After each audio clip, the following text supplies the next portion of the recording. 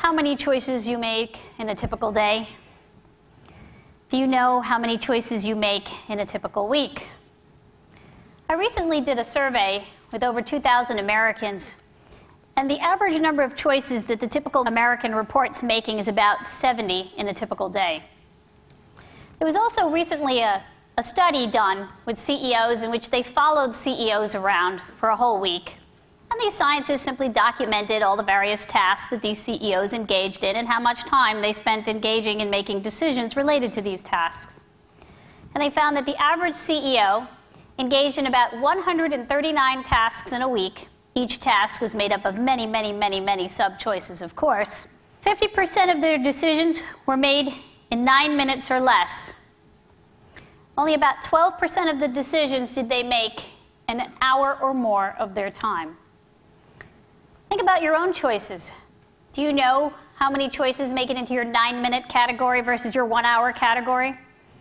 How well do you think you're doing at managing those choices? Today I want to talk about one of the biggest modern-day choosing problems that we have, which is the choice overload problem. I want to talk about the problem and some potential solutions. Now, as I talk about this problem, I'm going to have some questions for you, and I'm going to want to know your answers. So when I ask you a question, since I'm blind, only raise your hands if you want to burn off some calories. Otherwise, when I ask you a question, and if your answer is yes, I'd like you to clap your hands. So for my first question for you today, are you guys ready to hear about the choice overload problem? Thank you. So when I was a graduate student at Stanford University, I used to go to this very upscale grocery store. At least at that time, it was truly upscale. It was a store called Draeger's. Now this store, it was almost like going to an amusement park. They had 250 different kinds of mustards and vinegars and over 500 different kinds of fruits and vegetables and more than 24 different kinds of bottled water. And this is during a time when we actually used to drink tap water. I used to love going to this store, but on one occasion, I asked myself, well, how come you never buy anything? Oh, here's their olive oil aisle. They had over 75 different kinds of olive oils, including those that were in a locked case that came from 1,000-year-old olive trees. So I one day decided to pay a visit to the manager, and I asked the manager, you know, is this model of offering people all this choice really working? And he pointed to the busloads of tourists that would show up every day, with cameras ready usually. We decided to do a little experiment. And we picked jam for our experiment. Here's their jam aisle. They had 348 different kinds of jam. We set up a little tasting booth right near the entrance of the store. We either put out 6 different flavors of jam or 24 different flavors of jam. And we looked at 2 things. First, in which case were people more likely to, stop, sample some jam? More people stopped when there were 24, about 60%, than when there were 6, about 40%. The next thing we looked at is in which case were people more likely to buy a jar of jam. And now we see the opposite effect. Of the people who stopped when there were 24, only 3% of them actually bought a jar of jam. Of the people who stopped when there were 6, well, now we saw that 30% of them actually bought a jar of jam. Now, if you do the math, people were at least 6 times more likely to buy a jar of jam if they encountered 6 than if they encountered 24. Now, choosing not to buy a jar of jam is actually probably good for us. At least it's good for our waistlines. But it turns out that this choice overload problem affects us even in very consequential decisions. We choose not to choose even when it goes against our best self-interests. So now for the topic of today, financial savings. This is a study that I did with now I'm going to describe to you a study I did with Gur Huberman, Amir Kaminica, Wei Zhang, where we looked at the retirement savings decisions of nearly 1 million Americans from about 650 plans, all in the US. And what we looked at was whether the number of fund offerings available in a retirement savings plan, the 401k plan, does that affect people's likelihood to save more for tomorrow? And what we found was that indeed there was a correlation. So in these plans, we had about 657 plans that ranged from offering people anywhere from 2 to 59 different fund offerings. And what we found was that the more funds offered, indeed, there was less participation rates. So if you look at the extremes, those plans that offered you 2 funds, participation rates were around in the mid-70s, still not as high as we want it to be.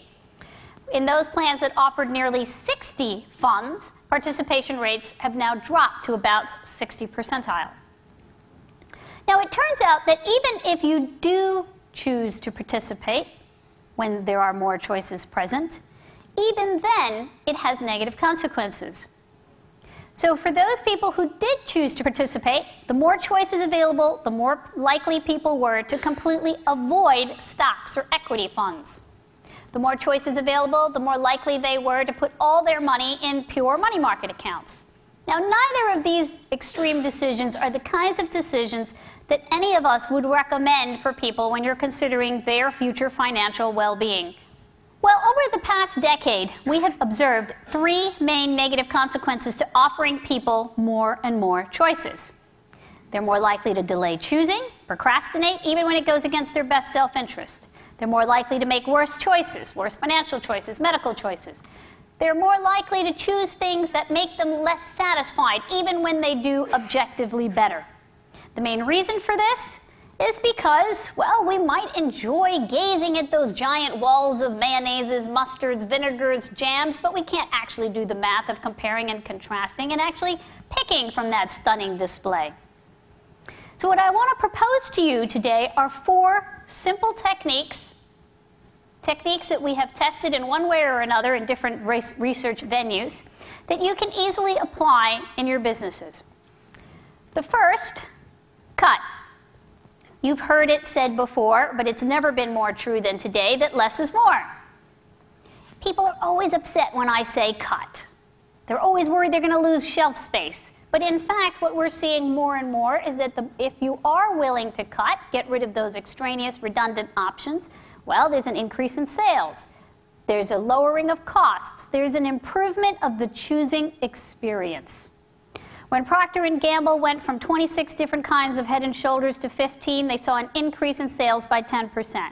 When the Golden Cat Corporation got rid of their 10 worst-selling cat litter products, they saw an increase in profits by 87%, a function of both increase in sales and lowering of costs. You know, the average grocery store today offers you 45,000 products. The typical Walmart today offers you 100,000 products. But the ninth largest retailer, the 9th biggest retailer in the world today is Aldi's, and it offers you only 1,400 products, 1 kind of canned tomato sauce. Now, in the financial savings world, I think one of the best examples that has recently come out on how to best manage the choice offerings has actually been something that David Laibson was heavily involved in designing, which is the program that they have at Harvard. Every single Harvard employee is now automatically enrolled in the Life Cycle Fund. For those people who actually want to choose, they're given 20 funds, not 300 or more funds. You know, often people say, I don't know how to cut. They're all important choices. And the first thing I do is I ask the employees, tell me how these choices are different from one another. And if your employees can't tell them apart, neither can your consumers. Now, before we started our session this afternoon, I had a chat with Gary. And Gary said that he would be willing to offer people in this audience an all-expenses paid free vacation to the most beautiful road in the world. Here's a description of the road. Okay, and I'd like you to read it, and now I'll give you a few seconds to read it, and then I want you to clap your hands if you're ready to take Gary up on his offer. Okay? Anybody who's ready to take him up on his offer? Is that all? All right, let me show you some more about this. You guys knew there was a trick, didn't you?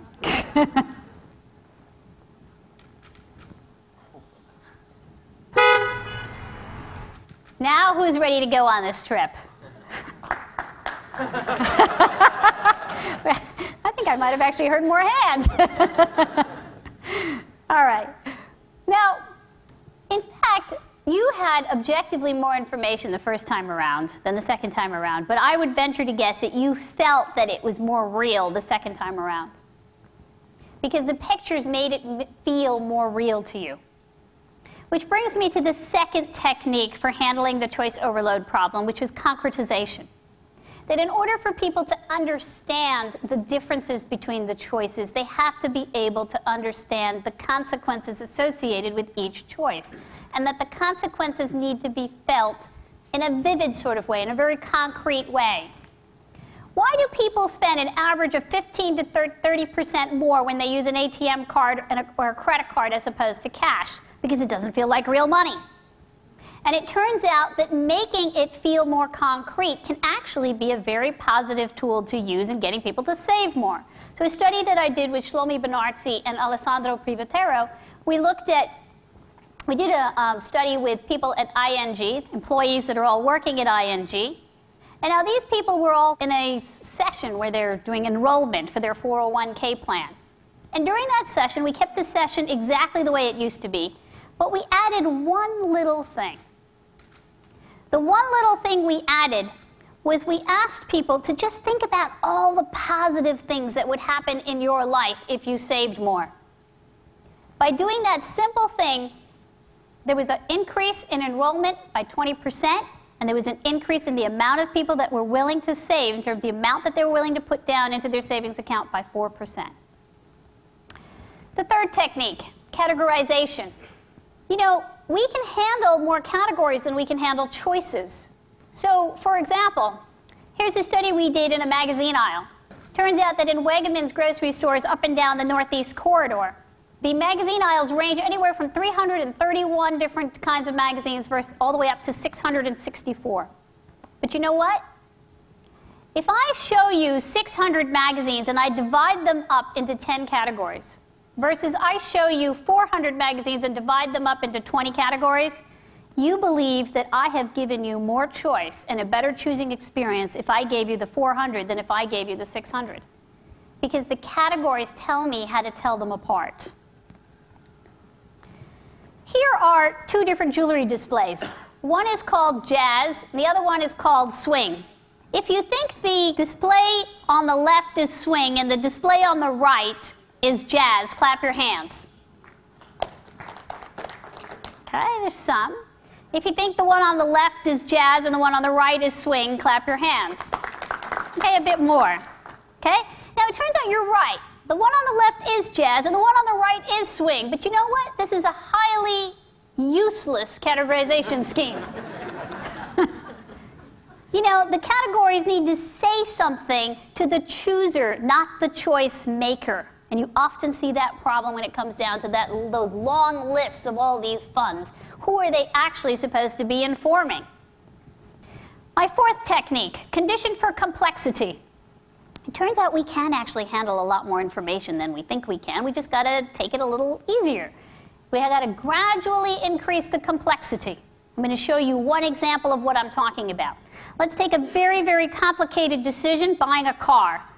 Here's a German car manufacturer that gives you the opportunity to completely custom make your car. You're going to make 60 different decisions, completely make up your car. Now these decisions vary in the number of choices that they offer per decision. Car colors, exterior car colors, I've got 56 choices. Engine, gear shift, 4 choices. So now what I'm going to do is I'm going to vary the order in which these decisions appear. So half of the customers are going to go from high choice, 56 car colors, to low choice, 4 gear shifts. The other half of the customers are going to go from low choice, 4 gear shifts, to 56 car colors, high choice. What am I going to look at? How engaged you are. If you keep hitting the default button per decision, that means you're getting overwhelmed. That means I'm losing you. What you find is the people that go from high choice to low choice, they're hitting that default button over and over and over again. We're losing them. They go from low choice to high choice, they're hanging in there. It's the same information.